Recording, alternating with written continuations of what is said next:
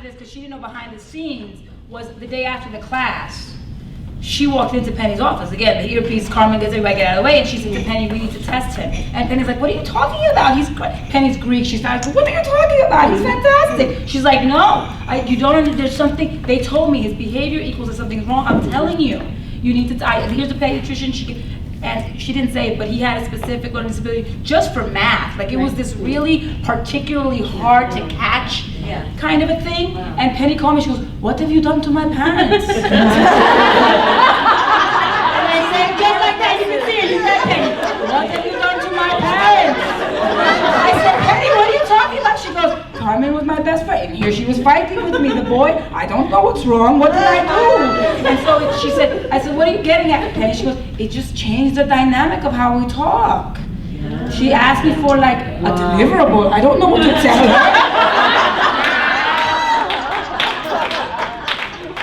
And I said, I wasn't even in that class, that was PLTI, I blamed the phase 1 facilitator. She's like, I'll call you back later.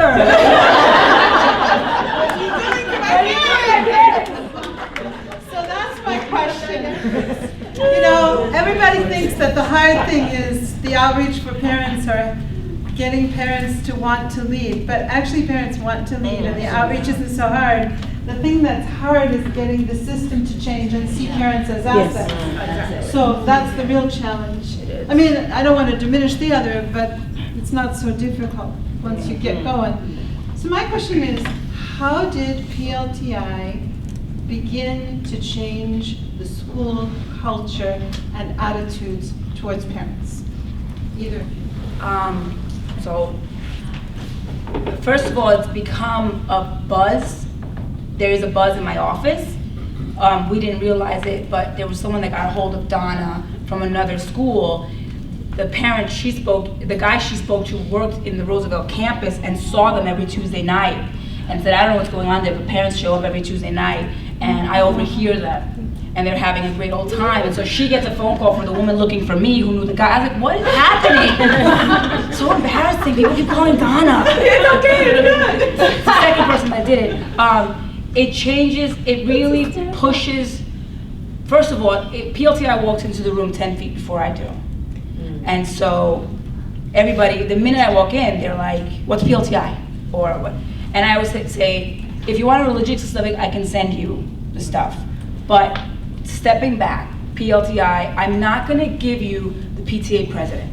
Because it's not a personality transplant. If they weren't the PTA president before, they're not gonna be the PTA president after necessarily. What I'm going to give you is a partner that can engage the stuff that's scaring you as a leader, as a principal, right? So while they were in PLTI, New York City changed their policy about cell phones. So first, there's absolutely no cell phones, and then Carmen Farina, who we're not gonna talk about, but she came in and said cell phones.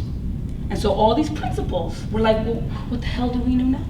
So Penny was there with Wilper, and Carmen was there, another Carmen. They had about 4 participants.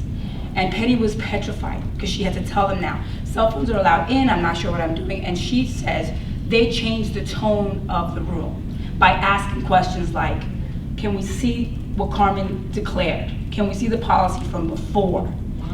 Can we think through how to do this? I understand policy, it's a disruption to you, Penny. So, and Penny's like, so they're sitting there actually like engaging me as a leader in my own fears. And so that sounds great, but a lot of leadership is not ready for that. Yes.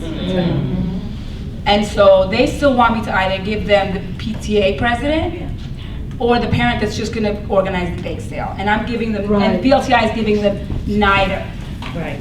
So what we try to say is, what are your metrics? Do they know your metrics? They can talk about that. Why don't you just give them one thing? So we've done a lot of work with our leadership to kind of facilitate conversations between the graduate and the leadership. Because here's the other thing, Elena. I said to my boss, if they don't want them, I'll get them somewhere else. I'll take them, New Visions will take them, I'll feed them with the Bronx Borough president, I don't care. If so it gives us leverage to say to the principals, we gave you everything you wanted. And if you still don't want to use them, then the issue lies with you. So we can come in here and do like a PLTI-esque like group and like help you talk through that issue, but they're gonna do work regardless. She's gonna advocate for another school now, right? If Penny doesn't use her, Penny's gonna lose her. And so it actually gives us a bargaining chip, which sounds horrible, but it gives you a bargaining chip.